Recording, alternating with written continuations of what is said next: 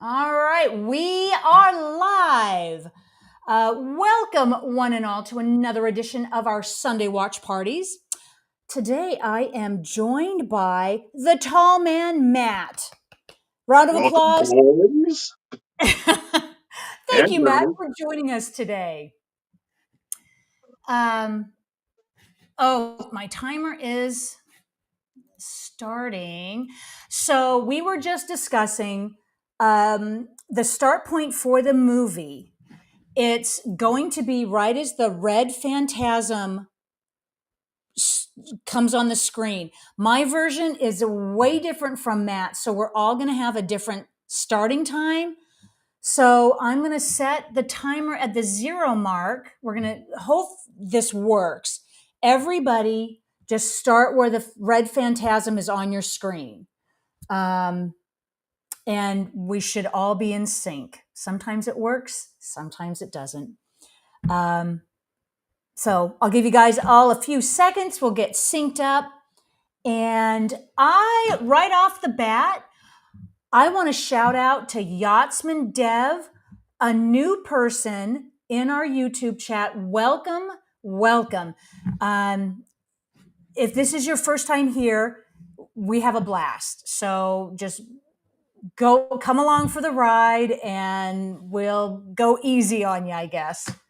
All right. So, Matt, you want to start doing the countdown, and we'll start at the 0 mark.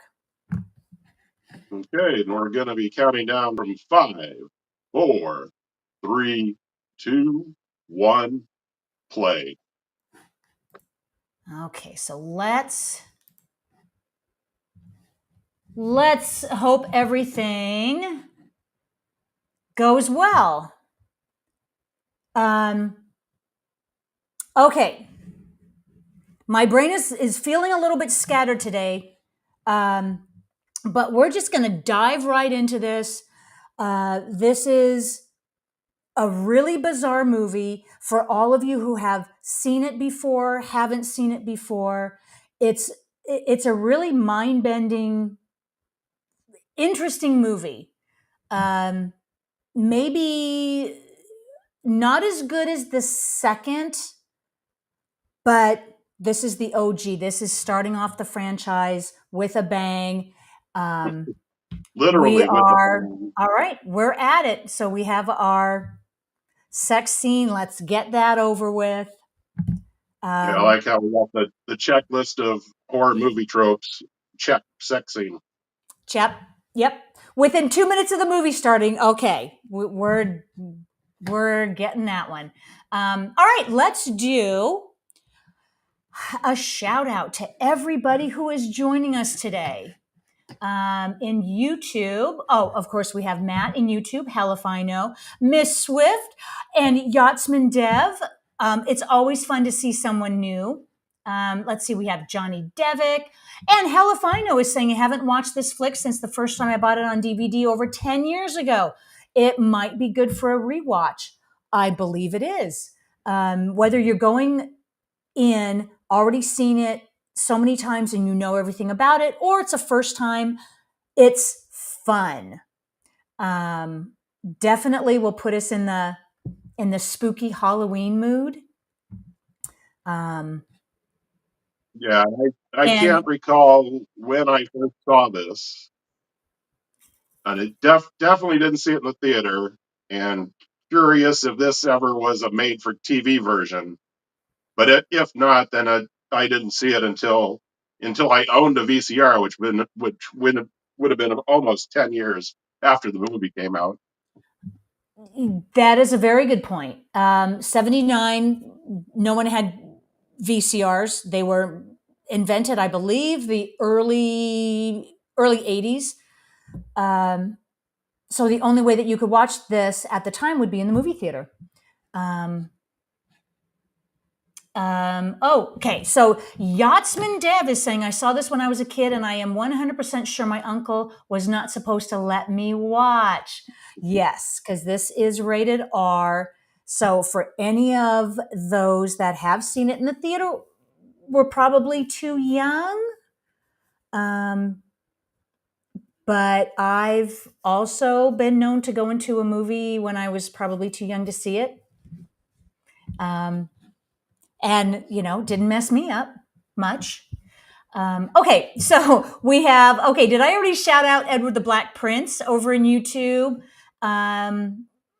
I want to make sure Eric is over there too. Let's see. Hello, Fino, Miss Swift. I believe I got everybody. Yep. I'm now. And what? Go ahead. I was going to say now. I'm just now paying attention to the dates on the grave markers for their crypt. There it says both their parents died. Whether it explained how they died, but the date is 1977. So I'm trying to remember if there's going to be a need to call that back at the end of the movie. Yeah, There is very interesting. there is a lot of like little Easter eggs throughout this cemetery. Right. Um, yeah, and so this is kind There, of a this one psychological. we're seeing the gravestone of Cecilia Weiss. That's the mother of Harry Houdini, so that's an Easter egg they made for the movie. Yeah, there are a lot of clues, but if you're watching this for the first time, you're not going to necessarily know their clues to kind of put the whole story together. Um,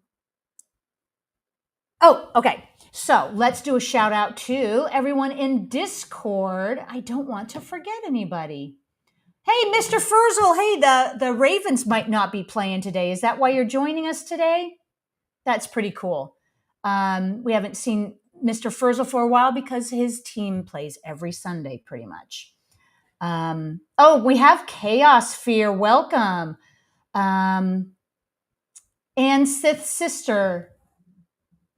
Oh, am I looking at the right day? Was that last week? No, that was a couple days ago.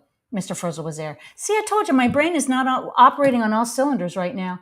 Let me get in there. Okay, so today we have Sith Sister. Mad is over there in Discord as well. Hey, Mr. Furzel is here. There you go. Let's see. I think I caught up. Am I missing anybody? I appreciate. Oh yeah, Mr. Furzel is saying true, Sharon. As bad as they have been playing, but I guess I am still their fan. Absolutely. Everybody's got their teams that they root for, whether they win or lose. Okay. Yeah, for some reason, that big painting of Jesus in the church, it immediately made me think it was the Ghostbusters from Ghostbusters 2. The painting at the end of that movie. No spoilers. So, what's the rule about when a movie's been around for decades and decades? We can try not to give away any spoilers, but they are bound to happen. It's not intentional to ruin anybody's first time if they're watching it. Miss Swift is saying, I saw this as a kid, likely on network TV. And cable, I remember my male cousins discussing the logistics, physics, the killer's leg placement, and the wide shot version of the stabbing. Um, it's it's interesting. We have a lot to pull apart in this movie to to find the resolution, to find the truth in this movie as to what happened and when it happened. I was under the impression that their parents had just died. So the movie comes out in 79. The headstones are 77. But we do know Yeah, that yeah. their This parents was have the died at movie. some point. Yeah, this movie was filmed in 1977. And then there's different release because I've read in the trivia that the copyright on the movie is 77, but the copyright on my DVD is 78. And apparently the movie didn't get released until 79. So there's probably some lore behind what was going on there. Well, from what I understand, Star Wars A New Hope had either been filming at this point or had already come out, to the point where the little creatures in this movie are very, very similar to the Jawas. Yeah, Very similar. yeah. They We talk do how have, the filmmakers, as they're making the movie, Star Wars had already come out, and someone goes, "Hey, these guys look like Jawas," and they're like, "Dude, we can't do anything about that. We're already filming." yeah. And it really wasn't a copy on them. Supposedly, they didn't steal the idea from Star Wars. They had already been in production when the Jawas came out, and they were too far along. And they're like, well, Yeah, okay, nothing we can yeah. do. Then here as we have is Mike's going to see the fortune teller. The red hand on the sign outside made me think we were entering Manos, the Hands of Fate. If anyone's seen And that movie, that's, um, yeah, that is interesting because this plucky little kid, have we already been introduced to the fact that he's following his brother everywhere? He is, which is a central plot point. He is attached to his brother, um, and is going to this fortune teller, this creepy little fortune teller lady. Um, yeah, in the hopes of making sure his brother doesn't leave him. yeah, and we're getting just a little bit of backstory without any explanation because it's like Michael's returned, so he's been here before, so we're not sure what And he says, and they do reference that he was having nightmares, right after his parents had passed. Yeah. So for however long we're supposed to believe the parents are dead, I believe they do make a reference that it was a car accident. Oh yeah, but that's not until later. So there was a car accident, um, and his brother Jody is now raising him.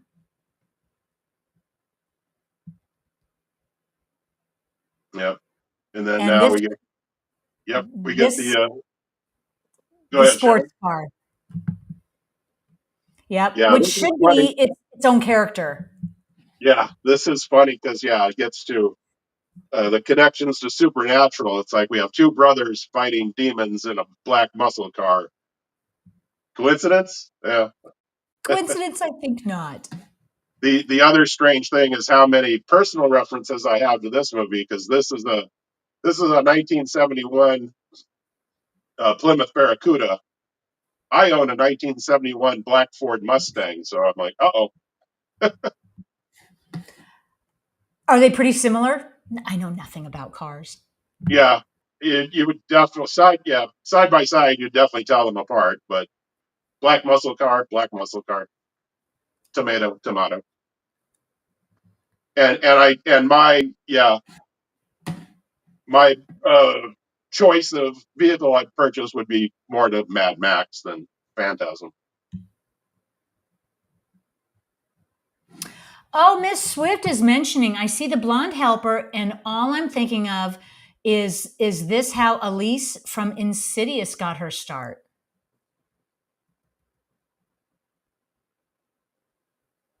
Now, there's another franchise we ought to revisit at some point.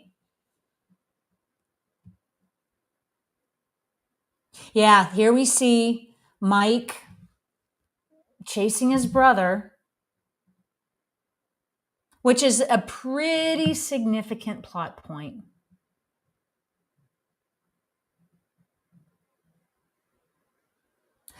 Uh, this look of the look of the movie is very 70s. Their haircuts, their clothing, the set design, very 70s. Um, all the effects are practical. This is a very low budget movie. Um, it did make its money back, I believe, but when it came out in the theaters, it was lost by everything else that came out in 79. Um, That was a powerhouse of movie releases. Um, I might have to bring it up because what movies were in the theater at the same time? I bet you could probably name three or four of them. Yeah, it's that scene here too where he psychically gets knocked off his bike. Just said, "Hey, wait, did that happen in Carrie?" And these movies are pretty close together in age. Um, all right, point of reference. So this was released in March of '79. So the China Syndrome, Norma Ray, Hair, Buck Rogers in the 25th Century was released also. Mad Max was released in April. Dawn of the Dead was released in April. And in May, we have Alien, Beyond the Poseidon Adventure. So as soon as summer showed up, this movie fell away. Yeah, Miss Swift, nice shot of the stuntman. Totally obvious. Yeah, and now we're getting a connection to Dune as he's placed his hand in the box and learns that fear is the mind killer.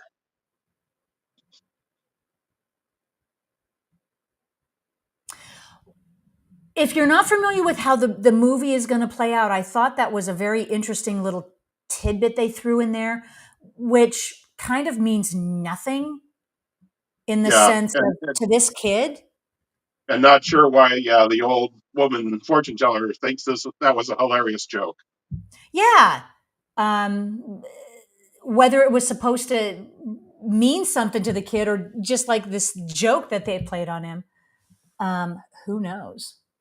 But who doesn't love a movie set in a cemetery, in a mortuary with all the elements you need for uh, a slasher? But this Yeah, really isn't considered a slasher, I don't think. that's also interesting. I'm looking here at Mr. Furzel's going off of my Dune reference to say the sleeper has awakened. I always wanted that they missed out making a Dune alarm clock that would tell you that in the morning. Oh, hey, somebody quit, check eBay. Maybe they do make them. Maybe they have them for sale. Yeah, and here's also Calbot posting, yeah, Clint Howard is the ice cream man because I can't not see Reggie as being Clint Howard. That would have been good casting too. Clint Howard would be the perfect ice cream man.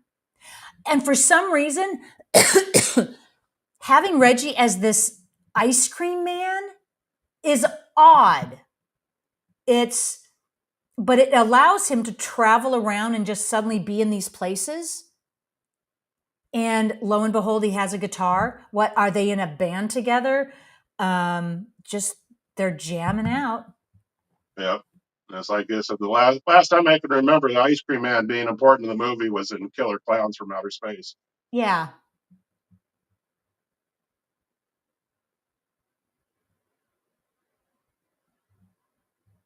But the real fun begins when they're in the what do you call it? Not the cemetery per se. This is the It's a mortuary, mausoleum. A mausoleum. mausoleum, mortuary. Yeah, where we don't know quite what's uh, what real or how all these things are tying together yet. It's all so random at this point. Yeah. Now we're entering the Dunes Cantina, so if that's not a real location, then that's another shout out to Dune. And now we have the same gal at the end of the bar that we saw from the first movie, from the first scene. Yeah, so I was confused with that too. I'm like, okay, is this just the random girl everyone picks up at the bar? So he didn't know his friend Tommy was dating her. Does that seem kind of like, okay, Tommy died and now it's his duty just to go in and pick up his girlfriend.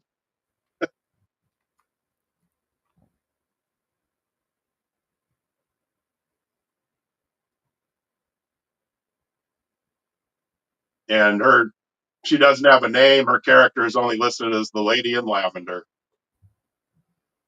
And I believe the actress who plays her, um, I don't. I did look her up at one point. I don't know as if she has many credits to her name. I know Reggie has been in the industry for quite a while. Um, as of late, the last anyone has heard from him, he is suffering from Parkinson's. And I believe they say at this point now in 2025, he has entered into hospice. Yeah. Also, with this cast, a lot of the names are just the actual names of the actors.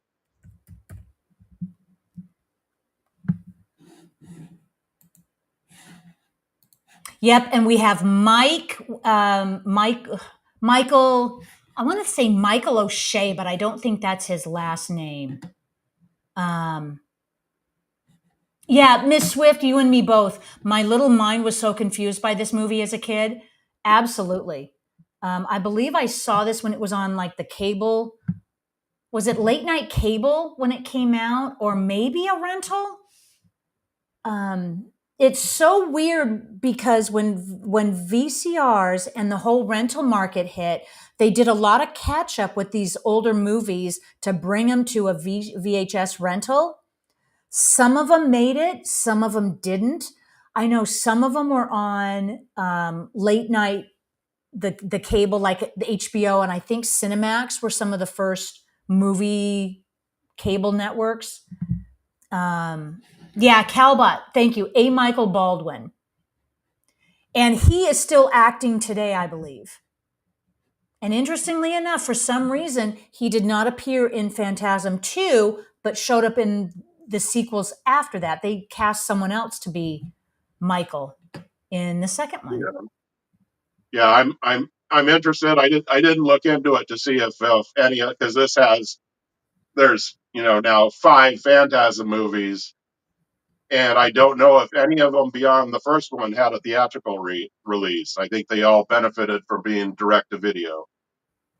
Yeah, pretty much everything after the second.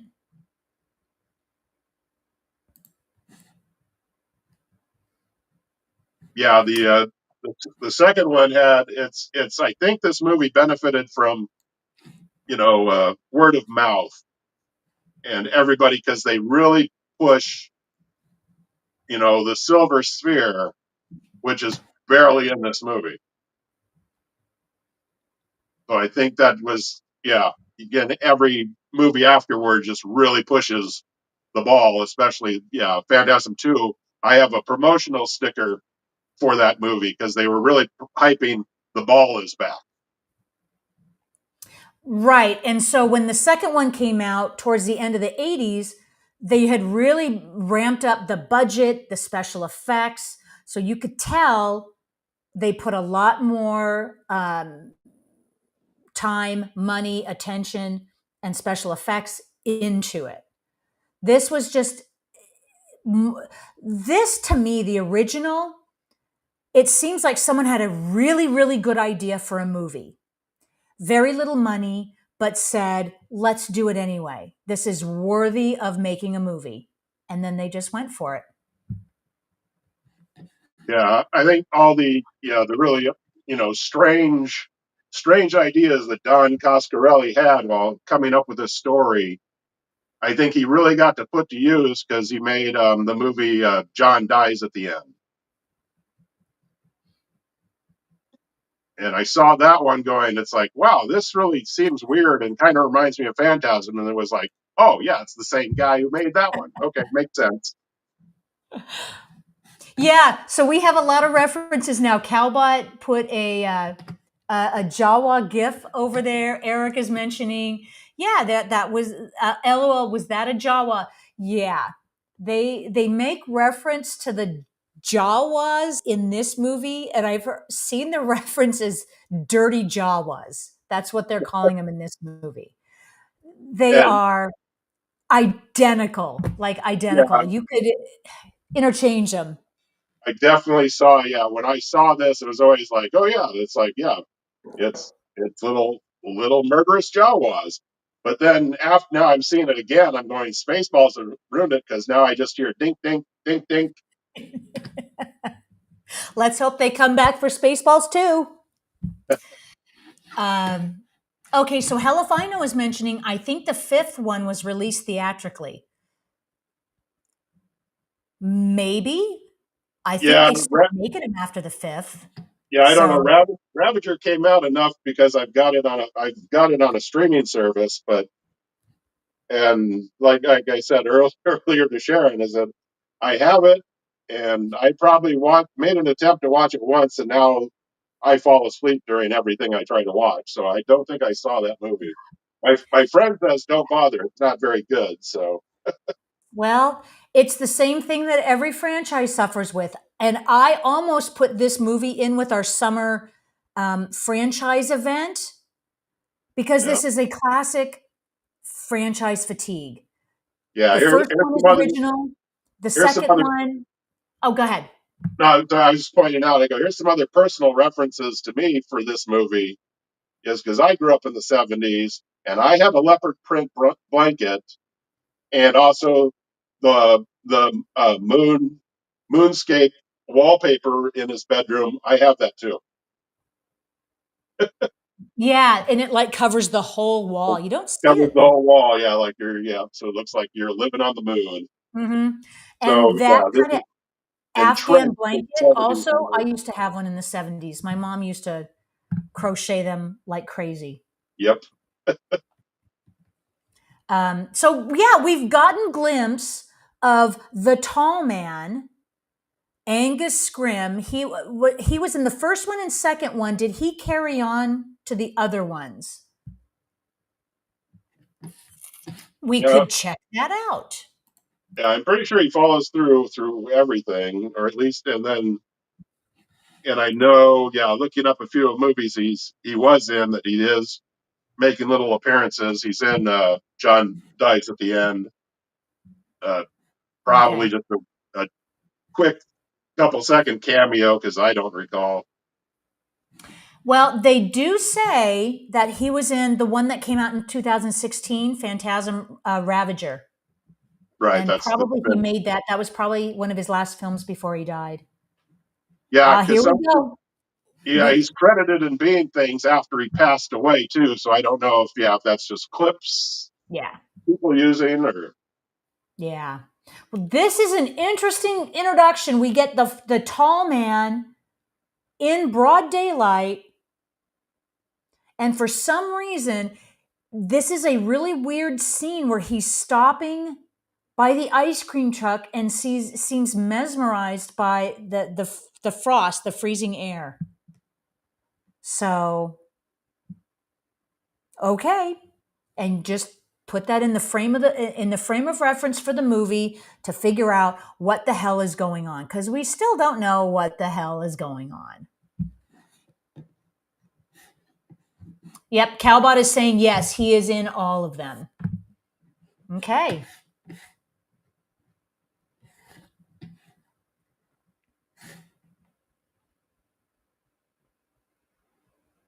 Oh, Mr. Furzel posted a interesting picture of just piles of metal spheres, and that's probably a reference to this movie, which has the metal spheres.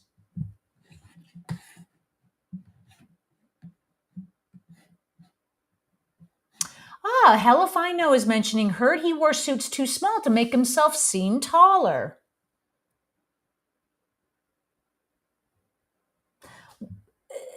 It, just in relation to the other actors, you could tell he's really tall. So his tall man name is very appropriate. So why How old is Mike in this movie? He's like 13, 14. What's he doing under a car by himself in the middle of the night? Just a random scene. Yeah.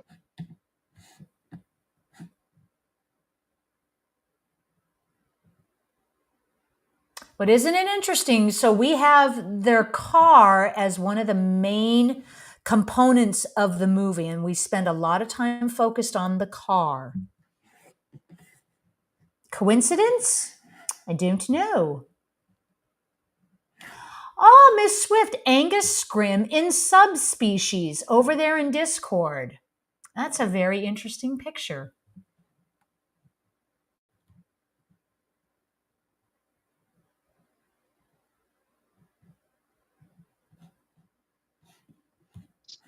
Well, Mr. Furzel's playing the drinking game because you get to take a shot every time you see a Dos Equis.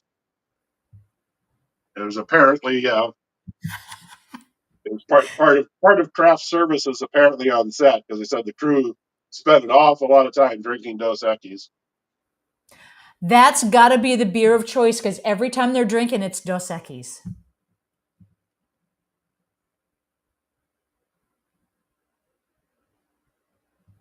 Oh, that's right. Mr. Furzel posted that picture of the Dos Equis guy from the commercials, and he's the most interesting man in the world. I believe that's what they called him in his reference in the commercials. I don't always drink beer, but when I do, it's Dos Equis.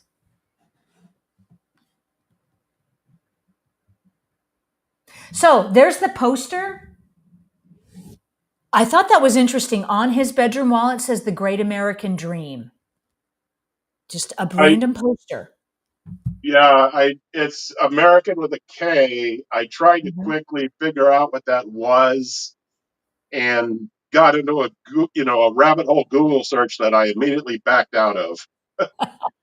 But I think that's it might be a reference to Franz Kafka's work. And I But believe we can put yeah, that away as kind definitely of an Easter egg. America with a K. Don't Google it. I'll tell you right now. You're gonna Because get you'll on a spend watch. 10 You're gonna get minutes. on a watch list. Mhm.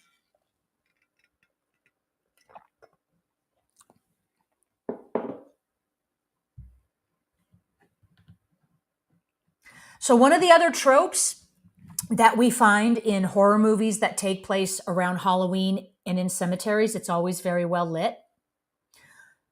Uh, Usually, cemeteries are not well lit, but I'm guessing that they've got either a light on in the cemetery or we're supposed to think this is moonlight.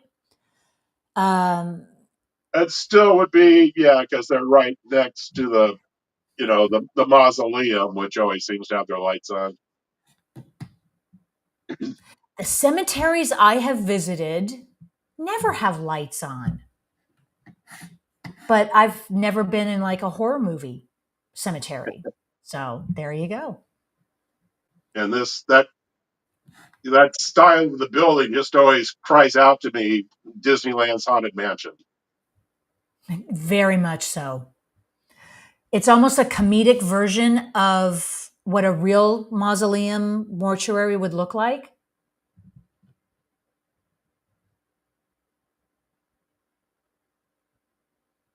The acting in this movie always seemed kind of stiff, like the actors were paying more attention to hitting their mark and saying their lines correctly, or they were, just kind of inexperienced.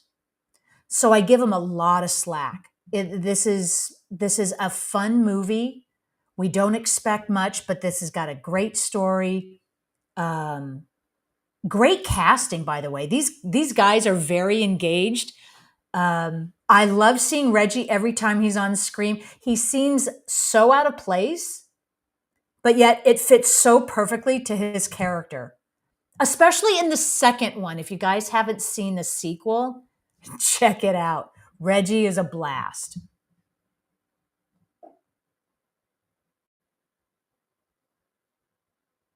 But I believe this kid, A. Michael, his last name's escaping me. I believe he has some acting credits under his belt before he even took this job.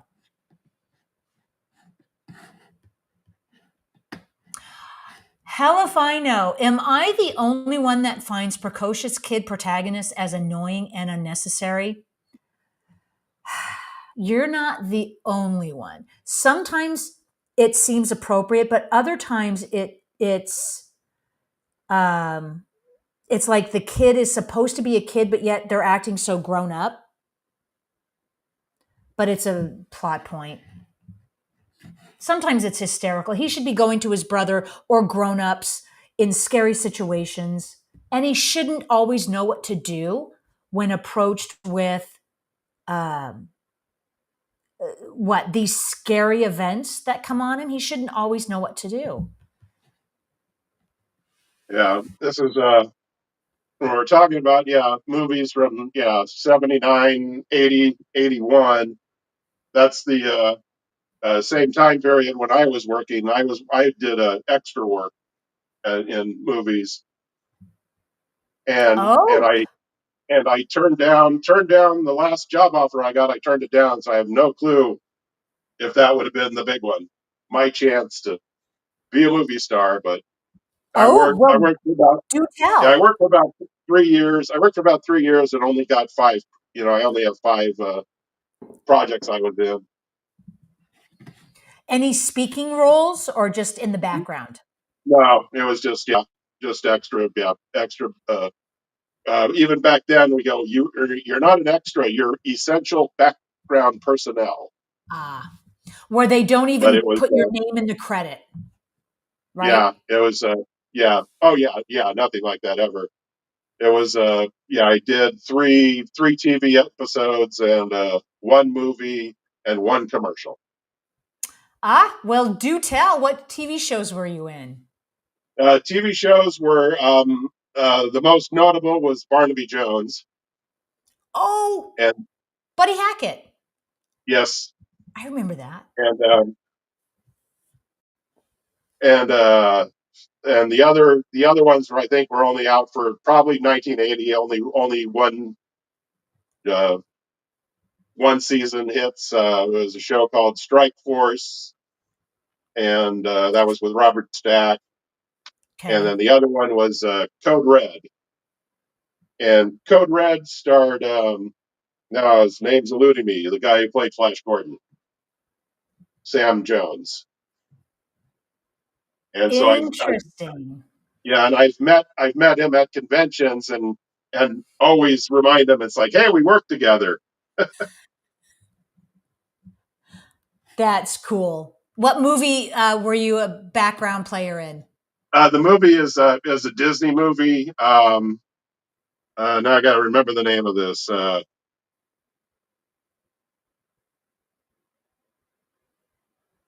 Yeah, now I'm lost. It was what was the name of that movie? It was and of course it was a Bill Cosby movie.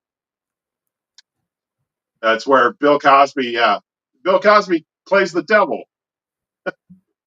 Oh, oh, I'm familiar with that one. Yeah, I can't. That was early 80s, wasn't it? Yeah. Okay. There was Elliot Gould. Yeah, Elliot Gould dies. Thank you, Calbot. The Devil and Max Devlin.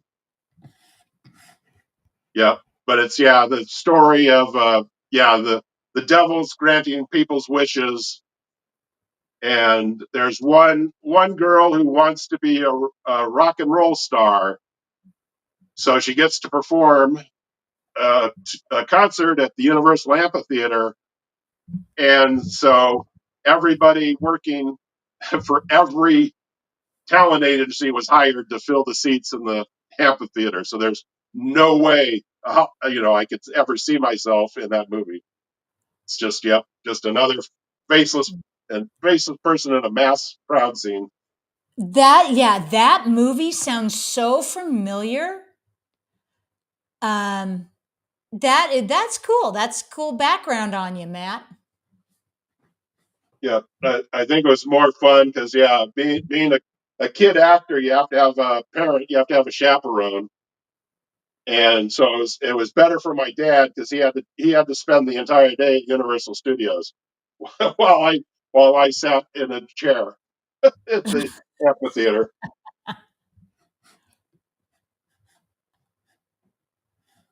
Yeah, Calbot, Disney has buried it. I'm sure they buried it deep in the catacombs. It's probably impossible to find, Yeah, I'm pretty sure I but have we it can on try to find DVD. it. I think it was out. Yeah, when it was out, I grabbed it. I'm pretty sure I have the DVD. But we also got, I think, no, I think that's unrelated. I think because I know we got to tour uh, Disney Studios in Burbank, but I don't think that was because of me. I think that was something else my mom did. Gotcha. Well, yeah, this scene of him escaping the mausoleum, that's interesting that we have references to, okay, Helifino is saying duty's full of honey mustard, and Calbot is also had a picture of honey mustard. So instead of blood, they made it yellow. So at the time, so correct me if I'm wrong, anybody out there that would know, if you're showing too much blood in a movie, I wasn't sure whether that rule applied to movies made in the 70s, but you can only show so much blood because it's red. So did they change this color specifically to yellow?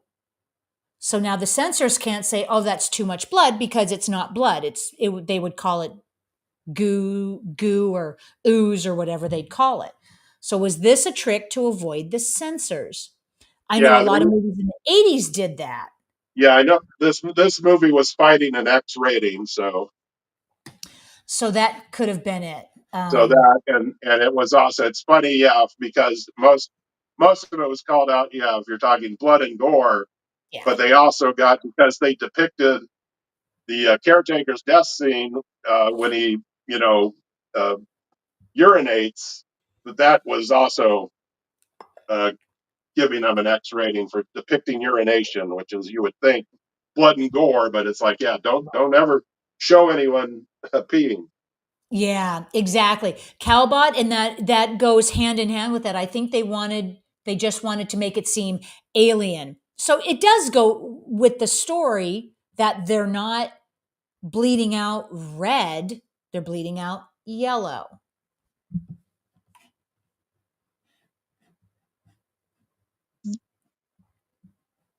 And this is a nice brotherly bonding moment.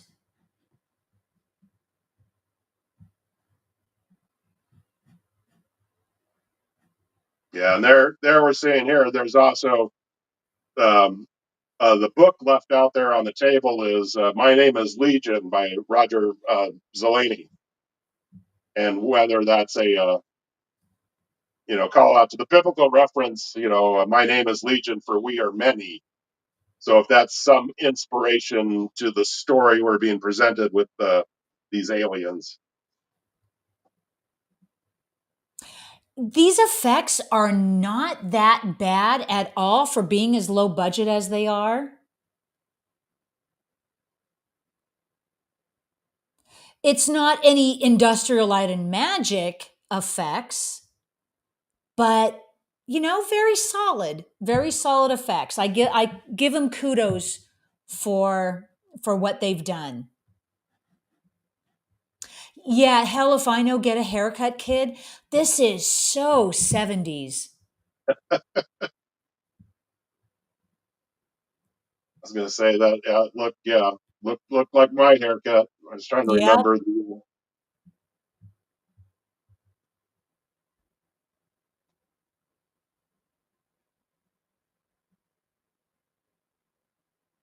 It's funny too because yeah, the guy playing Jody, especially when he's up next to the black muscle car, gives me a David Hasselhoff as Michael Kitt from Knight Rider.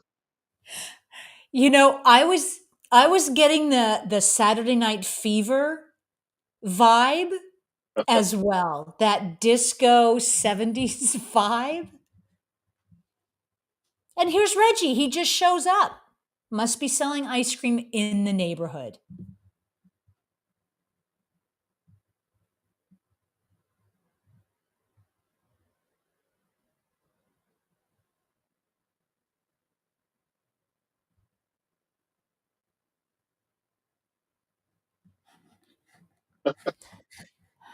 And we've now had to kill this creature in the sink twice. So is that a double tap? They couldn't get it done the first time.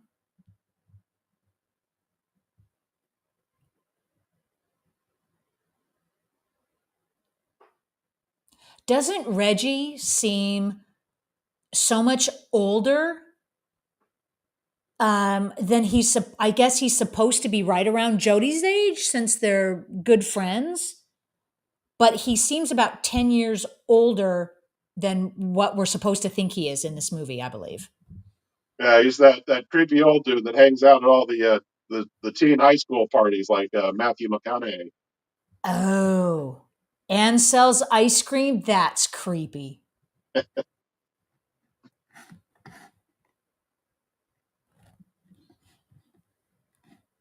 Oh, yeah. Eric is over there in Discord, made reference to rule number 2, double tap. Always double tap. Always double tap. But he does. He looks like a David Hasselhoff with the jeans and that black jacket. Isn't that exactly what the Hoff, as they used to call him, would wear in Knight Rider?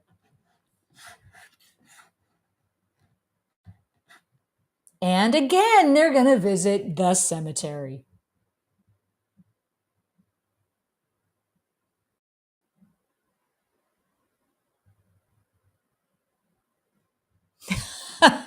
Calabod says there was an episode of Adam 12 where a guy was selling pot out of an ice cream truck.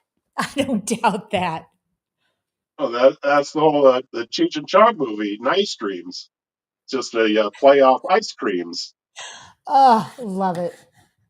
I remember Adam 12. I used to watch that. An emergency. What else? Marcus Welby. I believe that was in the 80s, though. Adam 12 and Emergency were in the late 70s, I believe. Yeah, and Quincy. And Quincy. That's right.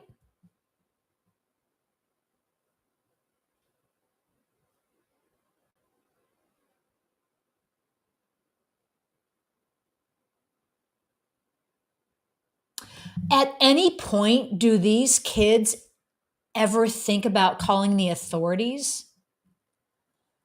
Or I think Helifina was mentioning about the young precocious protagonists.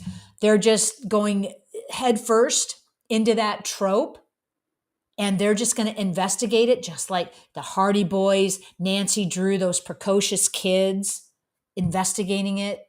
Now we've got to, yeah, when they come to the monster, they got to rip off the mask, and then the villain can blame those meddling kids.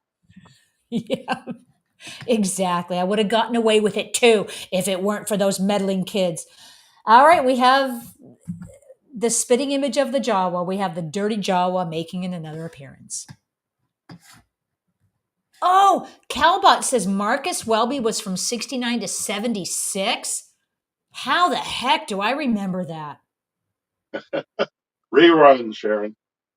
It might have been. Isn't that weird? I was born in 68. So I might. Oh, and I remember The Incredible Hulk, Wonder Mm-hmm. Woman, all those 70s sci fi shows. I remember those. Yeah, hell if I know who would believe them.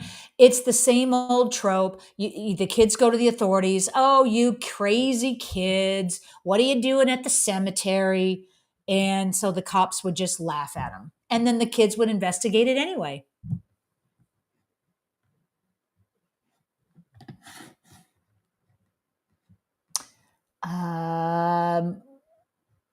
Yeah, was it?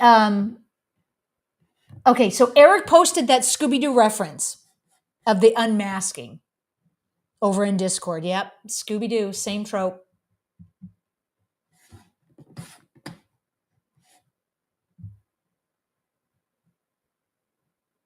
Yeah, interesting to skip ahead and spoil the end of the movie where I'm still watching. It's like, yeah, if these guys are harvesting dead humans, why did they tip?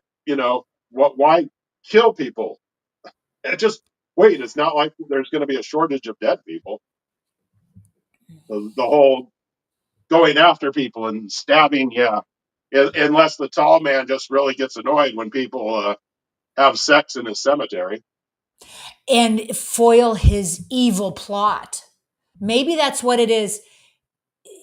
You have your pick of dead people in the cemetery, but when the outside forces, these kids come in and interfere, then the tall man's going to have to take them out.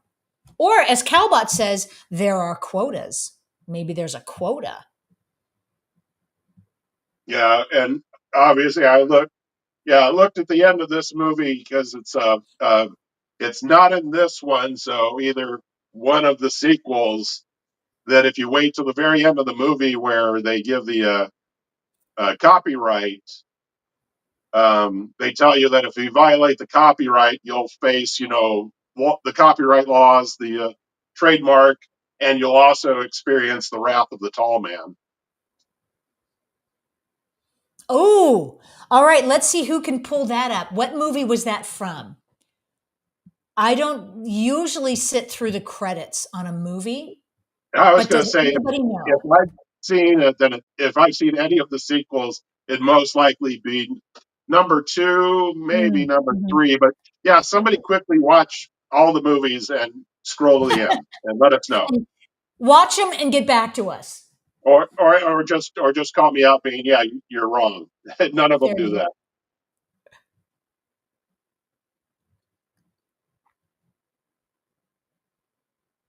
So I'm getting the feeling now that in Mike's world, the vehicle plays a very big part to his psyche.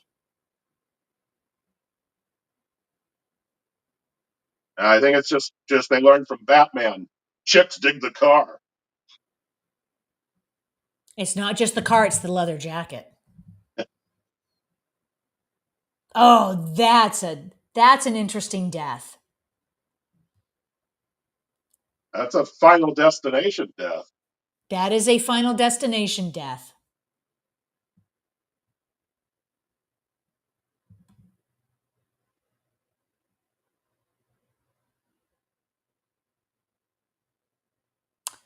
Aha. So now we go back to the beginning of the movie. His friend Tommy, whose uh, funeral and so called burial started this whole caper and got these meddling kids involved.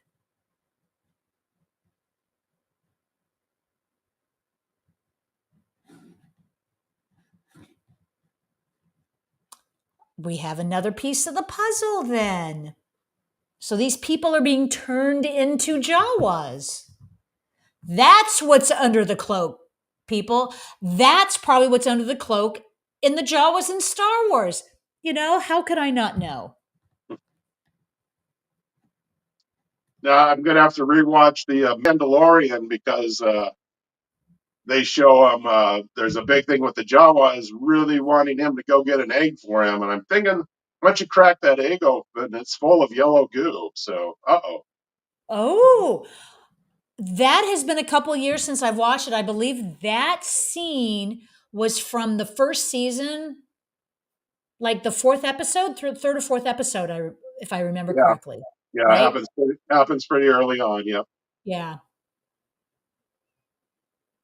and I'm still waiting for the scenes here. I couldn't help but laugh out loud when Reggie here is summoned to help them, but he's got to bring the ice cream truck. And so he's running around late at night, but he's still got the music playing in case there's a customer, I guess. And he's in his uniform. He's like always in his uniform.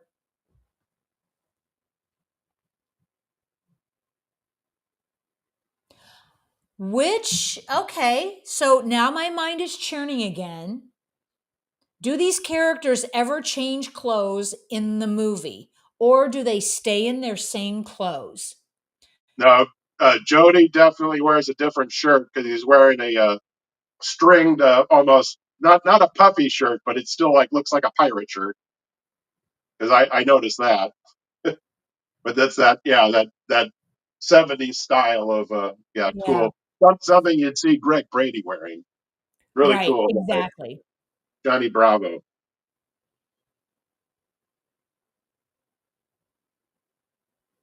So some of the Easter eggs. So even after because I've seen this a couple times, that would it be a plot point, something we need to pay attention to, if these characters never change out of their clothes? We're going day after day to the through the story in their life, and they have the same clothes on. I wonder. It wasn't something I noticed when Bruce Willis's character in The Sixth Sense wore the same clothes through the whole movie. That was a major plot point that was totally missed on me the first time I saw it.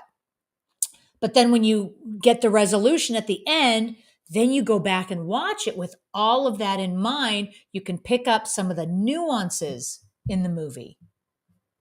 Yeah, yeah. I found this scene to be kind of a oddball, like this whole thing just to create a new location.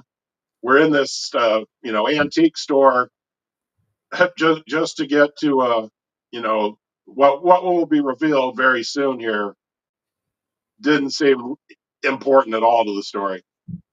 Right. It's like this random scene put in.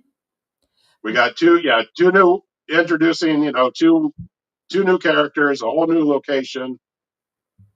Doesn't seem to go anywhere. But in the overall scheme of the picture, I think it does. But we don't know why at this point, just randomly. Yeah, because here we're just bringing out, and it's also is this actually happening? Is the photo come to life? And all it's serving to tell us is go, oh, tall man's been around for a while. Okay, continue on. Yep. So that's why the kid just happens to be here, happens to see that picture. But it was And interesting because I was like, that was very reminiscent of when we watched It, because there was a scene like exactly. that too with the live photo. But this came before, so we got to give credit to Phantasm. That did it Yep, first. they did. The cinematography and the set design really does give you that surreal design and feel of the movie. Helifino is even mentioning it adds to the surreal nature of the flick, I guess. And there's just a lot of things that make it feel surreal. It's the music. It's well, I mean, it's the music, it's the set design, it's the scenes that were put in that seem disjointed and really not. It's almost like it's not edited together properly, but we're supposed to kind of feel off balance, and we're supposed to question it. Well, what the hell is going on?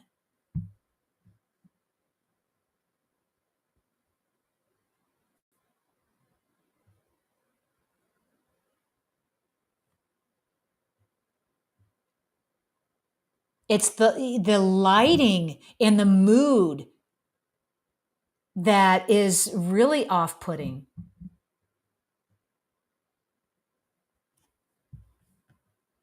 And I almost want to say it feels like they didn't have a big enough budget to make some grand special effects, so everything was just subtly done.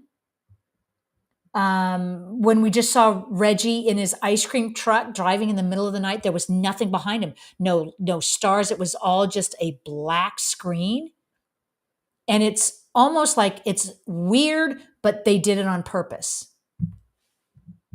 Yeah, Edward the Black Prince, some 13-year-old kid is telling these grown women, pull over, stay in the car, I got this. And they just like, oh, okay.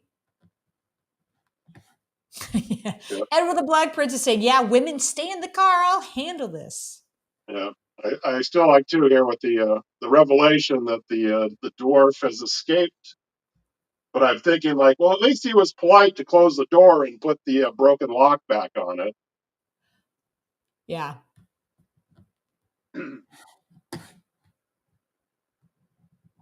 Yeah, Mr. Furzel is posting over there in Discord. They need to hire a vampire killer. Yeah, just like in Fright Night. Oh, yeah, he would have been awesome. Now, from Johnny Devick, did Don Coscarelli do Bubba Hotep?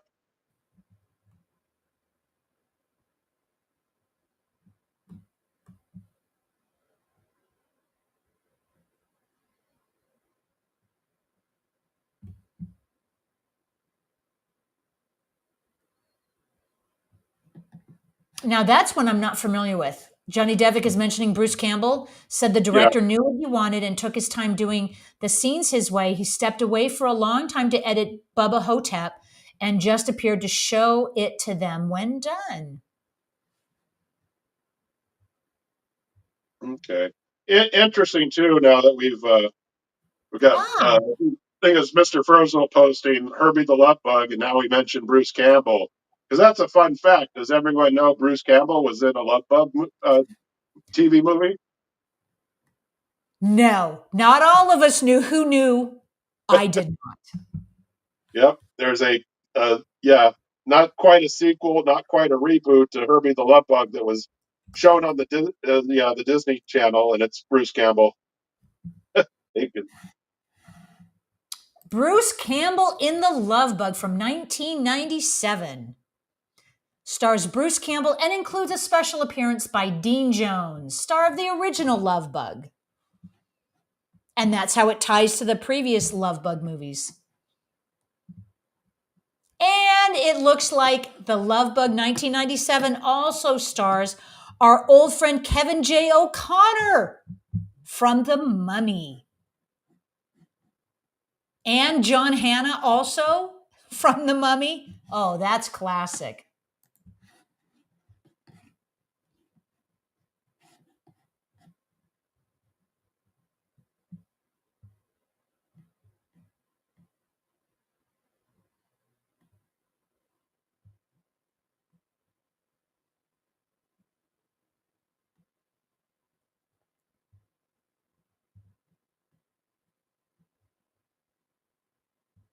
I get the feeling that banister that the kid broke looks like a couple more of them broke.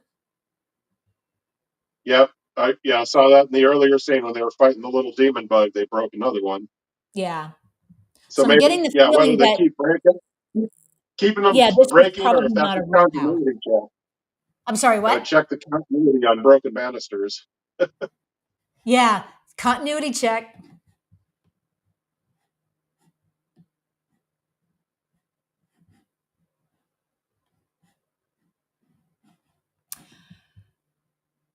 Yeah, okay, Helifino's making a good point. Why not just make Mike an adult? Yeah, seriously.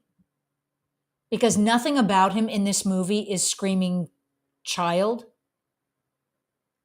So my only guess is that this takes place during the summer, so he's not in school. So we're not even worried about that. Um, we don't quite know what his brother does for a living. A lot of unanswered questions, but we just have Mike, the protagonist, is a Yeah, 13, 14-year-old know-it-all. yeah. They're that goes back to how long has it been since their parents passed away? Because Right. there is dialogue in this movie where it's like saying that they're gonna you know Jody can't take care of him and they're gonna send Mike away. Yep. And now we're at Well, the pivotal, hey, don't try this at home, kids scene.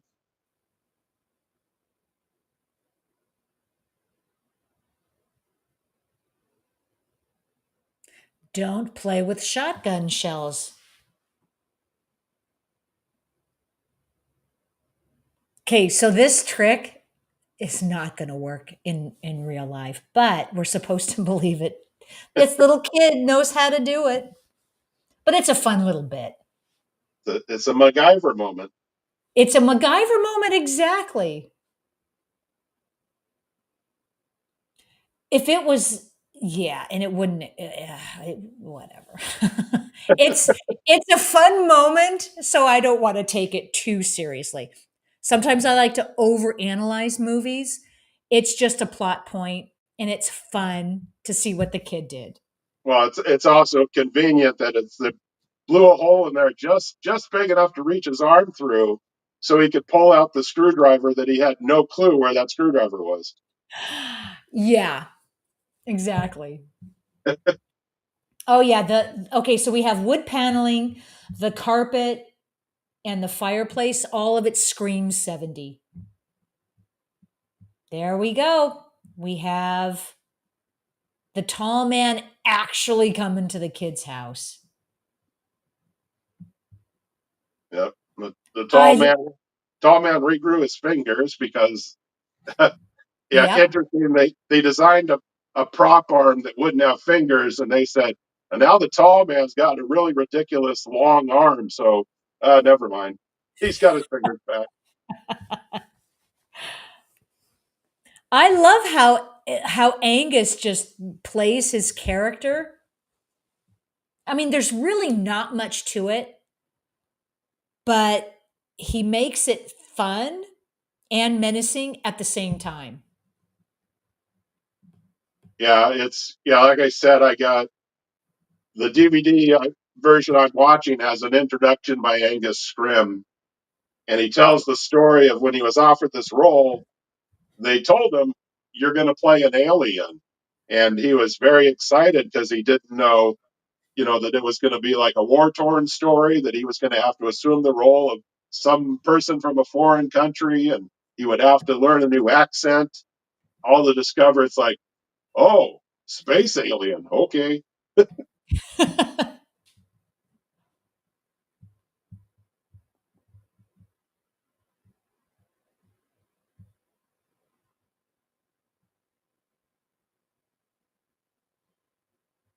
So Oh, and that now, should be the yeah, end of him.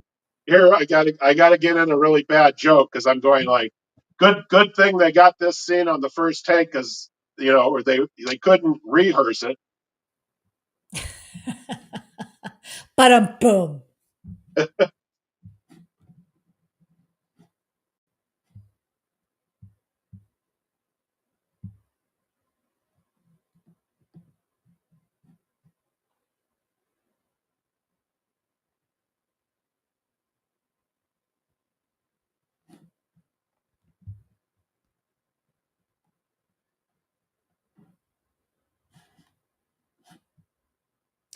Yeah, Eric is mentioning he could have just as well took the hammer to that door. It would have easily gone through it. Yes, it would have. He didn't need to take the shell and explode it. Not to mention, yeah, he could have just pounded the hinges out. Right. Taking the hammer and yeah, he could have done a lot of damage.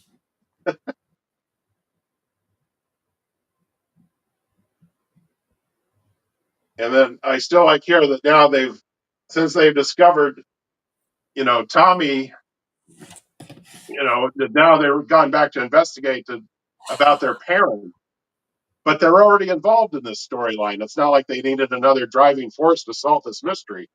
Right. And we have another appearance by the shiny metal balls.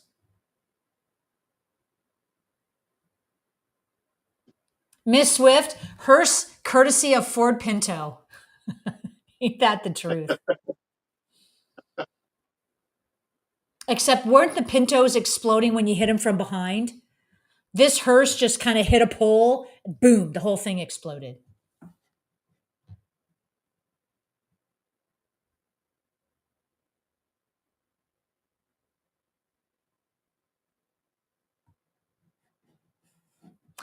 I think my timer is way off.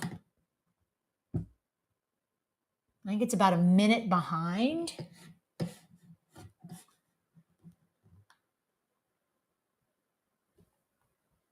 Let's see if I can fix it. That's good shooting there to get it in midair like that. Yeah, I was to say too for the ball. I'm pretty sure it's like the whole lore of this movie is that flying ball, and it has only one kill in this movie, In the and whole that movie, kill was by accident. Got its own that's not fun. guy. So yeah, this movie would not be considered a slasher. Even well, maybe it would. We've had um, how There's many people stabbing. have died so far? I think the total count, the body count on this movie is five. So Okay, would you that got a slasher make? Five is over yeah, two. Anything over two would be a slasher. and then it's yeah, how many? Because yeah, the first one is Tommy, And and, then and then everyone else seems to be kind of bystanders in the way. right. The Hey, character, Reggie just happens to show up. Everybody knows to come here. Yeah, hell if I know. I think it's mentioning the little silver balls. It is just a gimmick that sets the flick apart from other horror movies, just to have a little something. Hey, we're the movie with the shiny balls that what yeah, dig into because your I'm skull. thinking if anything of this, the lore of this movie was just hyping the ball, and I imagine if anything, if I had before I even seen this, I would have read, like Starlog and Fangoria magazines, and that would have just nonstop promoted the ball. Yep, and it looks really cool on the cover art, movie posters. It's an iconic part of the movie. I think. Yeah. Now the look of these barrels with the little window at the top and the shape of the barrel makes me think of the robot Maximilian from the Black Hole, and not spoiling the end of that movie, but it ties in really neat with the what we're about to see here. But I don't think the crossover is going to anyone else. I don't know if anyone else but me would come up with a crossover like that. I certainly didn't make that reference. But now that I've said it, you can't unsee it, right? I'm sorry. What? I said now that I've said it, you can't unsee it. Unsee it. That's right.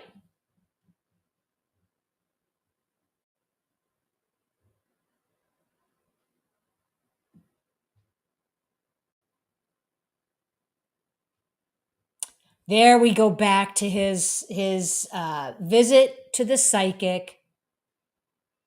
It all ties in,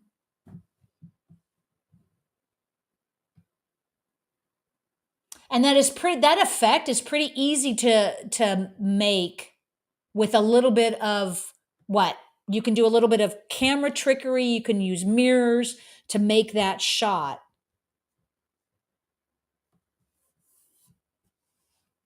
And here I go again, looking at the Jawas on their evil planet, and all I got is dink dink, the dink dink Dee dink in my dee dee dee dee dee. Well, it looks like they're on their home planet of Tatooine, head. on a desert planet.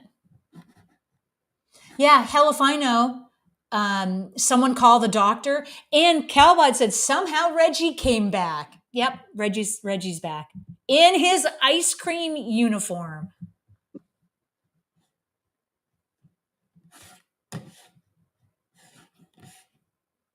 And that was a yeah, heck of a lot Mm. of exposition Mike just learned by entering that portal.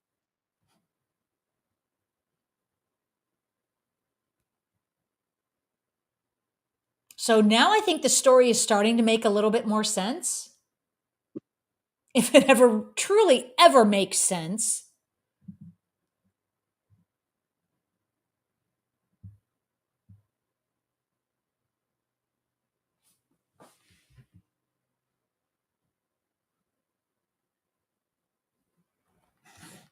All these scenes in the Mm. dark are missing out. They need animated cartoon eyeballs.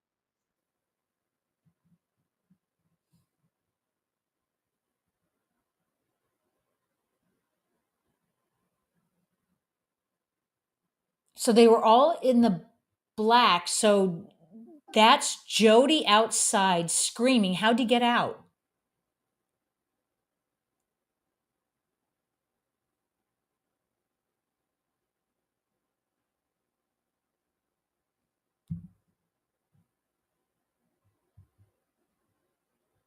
Well, yeah, nobody would know what to do. Okay, his knowledge of the tuning fork now comes into play, right? So now is Reggie the smartest guy in the room? I don't think it's gonna quite work out for him. Mm-mm.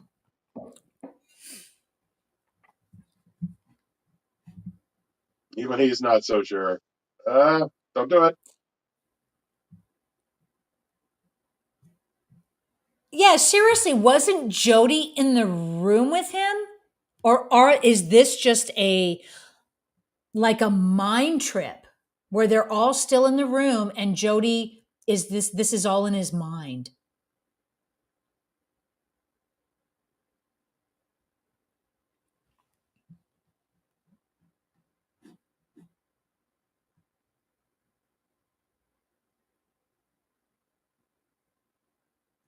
We Hmm.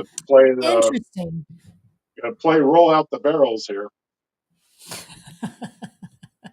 That's a good one, Matt. Da-dum-bum.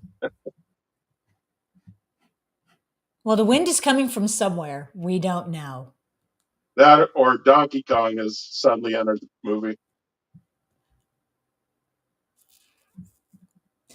Johnny Davik is saying if they try to kill him, isn't that attempted regicide? Yeah, that would be.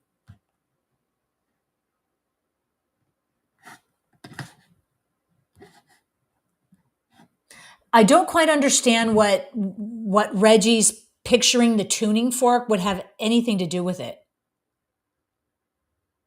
But I think we're led to believe his knowledge in the past is suddenly going to be saving him.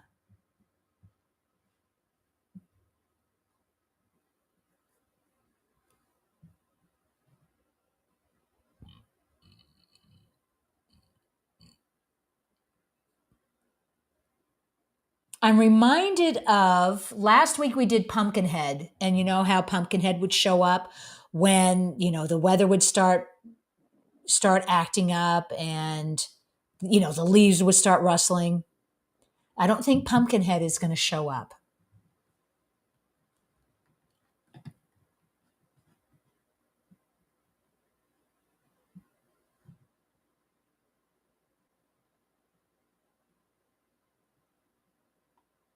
They were reminded no good deed goes unpunished.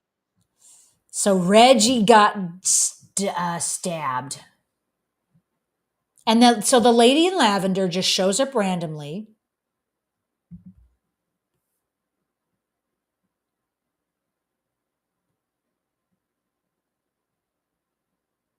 Yeah, I was kind of rooting for Reggie.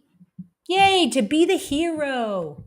So Mike doesn't have to do it all.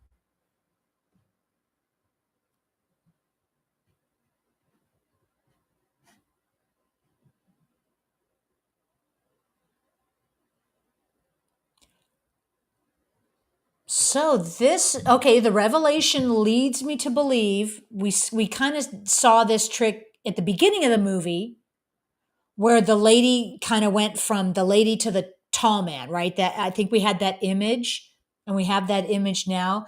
Is it the tall man pretending to be the lady in lavender? So yeah, so apparently, the tall man, he's hanging out at bars. He's luring, Right. So using a luring little men in because mind yeah, fuckery.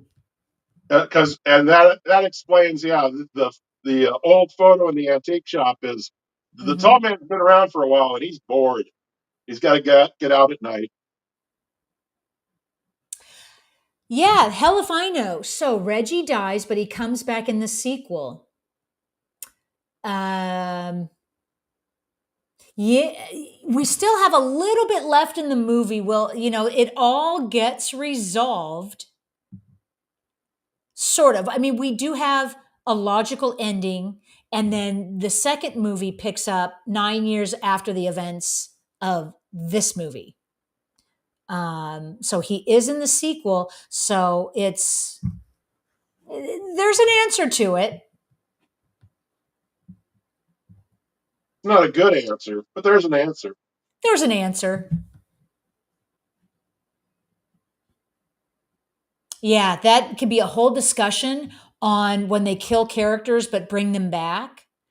Um, we could discuss it.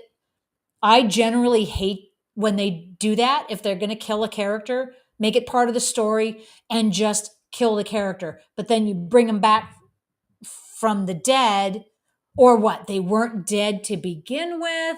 They were sort of dead. Just kind of cheapens the experience of seeing the death They're only dead from a certain point of view. from a certain point of view. Yeah,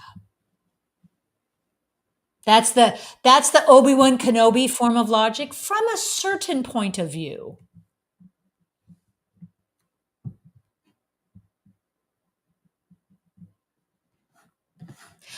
You know what, Calbot? Very good point. They spent a lot of time driving back and forth from Morningside to their house. So we basically have their house, the Morningside Cemetery, the mortuary as the main settings in this movie. Without it, but besides the scene of in town, we had that shot, and what we also had where he went to the psychic or fortune teller. I think fortune teller Right. versus psychic. Yeah.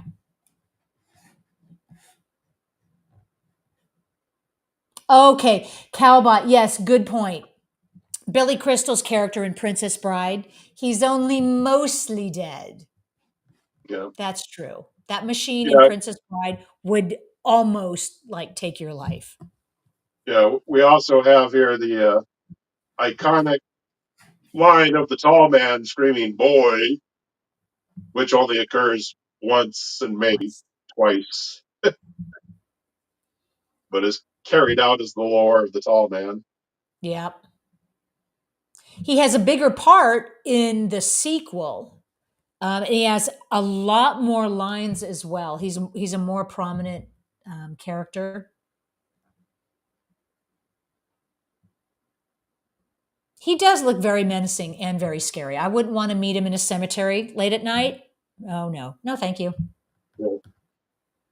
I need to find. I have an action figure of the tall man. I'll have to post a picture of it because he doesn't look. The action figure they created doesn't look menacing. It looks like they made a mistake and made an action figure of Al Bundy.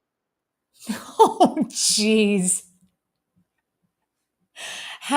Okay, side by side, tall man, Al Bundy, nothing alike. Nope, I don't see it. But if you do, send a picture. Yeah, I'll have Post it to. on Yeah, Discord. We'll take a look. yeah.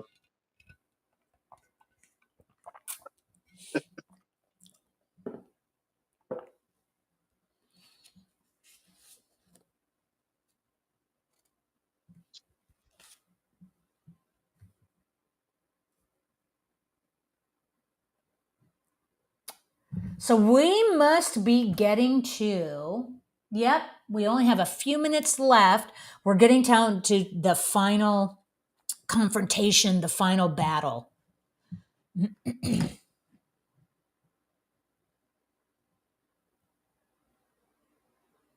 A lot of this, yeah, him jumping over the pit and the rock, the boulder, all seem very Indiana Jones, but then that also means, wait, this also predates Indiana Jones. So good job, Yeah. Phantasm. But this very much falls into the timeline of Scooby Doo. This is very Scooby Doo Mystery Machine. Um, what gimmicks or the Or scene play? yeah, I would say Looney Tunes. This is a Road Looney Runner. Tunes, This is a Road Runner Acme. right? solution to the problem. Right. So yeah, we're at the very end of the movie with all of that other stuff happening. Now so Reggie has not died. And boy, not to cheapen anything that we just saw, but we're getting the feeling that this is just all a dream. It was all a dream.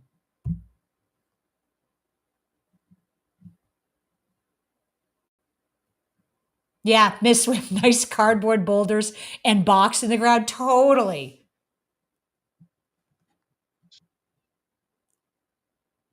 Yeah, hell if I know. We came to the realization. Yep. So where is Jody? He's asking. So that puts, yeah, Jody's grave 1 year, 1978, so 1 year after the parents died. Okay. This is also, Yeah. I think, yeah, this is, yeah, also to me personally, as I think my mother is buried in the cemetery. Oh, no way.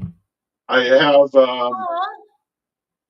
yeah, all those placards in the ground is, so I don't know how often they create a cemetery like that, but if not, and it'd be in California, so it's most likely the same cemetery.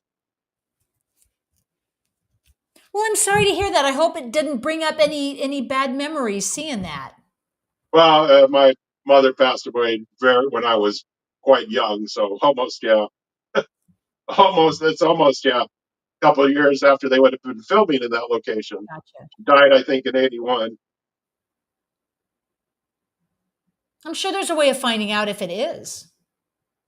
Yeah, I didn't look up filming locations. I looked at somewhere. I know most of it's their home and stuff seems very reminiscent of the San Fernando Valley in Yeah. California. Yeah, Calbot, the exposition here basically says the whole movie was a dream. But we're okay, so the part that I have a hard time with was the parents' headstone at the beginning said 77, right? Yes. And Jody said 78. So it was either a continuity issue or I'm still not convinced that it was a dream. I think this is like a dream within a dream. Um, and so, yeah, we have the tall man image and the kids still seeing it. So, do we have a dream within a dream within a dream? Because I just don't want to believe this is, it was all a dream, as in Dallas did it, Newhart did it, Yeah. which totally wipes away what you just saw. Um, so Ms. Swift is saying, I remember as a child in the decade between viewings, I had always thought Jody was killed at the start. So it's interesting. I know this whole movie was supposed to have you question the whole movie, whether was it really a dream, what did we see, right, Eric, like in Inception, a dream within a dream within a dream, how far do you go down? If you pick up in the sequel, oh, let me stop the timer. You pick up in the sequel, which nullifies the fact that this would be a dream. Maybe parts of it would be a dream. But I find this is just a fun little movie that we don't have to take sides as to whether it was a dream or not to enjoy it. I said, are we going to enter Highlander territory where the sequel will completely change what you saw in the beginning in the Yeah. first? Yeah. So I think the first and second movie work really well together. Anything beyond that, it does not hold my interest. I have no interest in seeing the third, fourth, fifth, and so on. This is just a tight little movie, fun movie, get us into the Halloween spirit. Um, yeah, hell if I know. It sounds like lazy writing to me. It could be seen that way if all you're doing is presenting this movie and then, pulling a, aha, sorry guys, it was all a dream. Sorry, fooled you. I don't, I would like to believe they didn't do it with this movie. And it really was based on this idea of a psychological mind bender where we're led on this. And is it really a dream? Even though they're saying it was a dream, was it really a dream? I don't know. But yeah, we will go from there, guys. Let's hear your thoughts. Um, Calbot says the whole thing has a dream logic. As I said at the beginning, the whole movie is just a fun little fever dream. Right. Helifinus is saying, in reference to Miss Swift saying Highlander, there should have been only one. Helifino is saying, but Highlander is much more fun than this. So, well, you know what? Good or bad, we had a lot of fun. I at least had a lot of fun. And I'm so glad you guys joined me for this little movie. Next week is our grand finale. I want to say grand finale for Halloween, but we are doing the absolute pinnacle of Halloween movies. We are doing the original Halloween, John Carpenter's from 1978. I would also like your guys' input as to Halloween is on a Friday. How about we do another watch party on Friday? Same time, same channel. Unless you guys are going to all be out trick or treating or at Halloween parties. There are so many movies to choose from. I had to dwindle it down to just the 4. But we can always throw in an extra, maybe Friday or Saturday. Maybe Saturday would be better. I'll throw in an extra. Yeah, I was going to say, Halloween would be depending on what time zone you're in, and how you still uh, be a lot of breaks of answering the door for trick or treaters. Right. So yeah, during the week is a little trickier. So I know it would be a Friday. I would stay at the same time, but maybe I'll push it out to Saturday and let everybody just do their thing on Halloween. We'll have an extra one on Saturday. Maybe we'll do that. And pencil in, if you're going to do a Saturday Halloween, then it's Saturday the 14th. We need to watch that one. Ooh. There's a stinker for you. Ooh, Saturday the 14th. Maybe I'll put that on a month that has the 14th on a Saturday. Ooh. Yeah, it's a stinker little comedy play on, Friday the 13th kind of monster movies. Yeah, so maybe I'll pass on doing anything on Friday. Saturdays and Sundays seems to be much better. Yeah, because I know we have lives during the week. So, alrighty. Well, there you all are. This is a very short movie. Halloween next week is also a short movie. It's just under an hour and a half. So, there you go, guys. Any last thoughts, Matt, before we break? Hmm. Hmm. Last thoughts. No. Last thoughts. No. Well, Okay. no last All right. thoughts. We're going to see you all again next Sunday. Yeah. So we'll see you all again. I'm glad we had a new face in the chat. I'm so glad you guys joined me. There's a part of me that would love to have new faces and new opinions and everybody express themselves, but I'm always afraid of it getting too big and too many voices. Maybe everybody would kind of cancel each other out, and it would be a hard time to address everybody. But I just love our group. I love doing this. So anyway, thanks to you all for being here. We're going to be doing it all again next week. And who would like to co-host for next week? This is one of my absolute favorite movies. At Halloween or any time of the year, I can watch this. So, hey, shout out if you want to join me. Otherwise, I'll reach out to, we'll do a little rotation in our guests. So, all righty. It has been a pleasure. Everybody be safe. Uh, be good to yourself. Be good to others. Be good to animals, your pets. And we'll see you all next week. All right. Bye. Bye, everybody.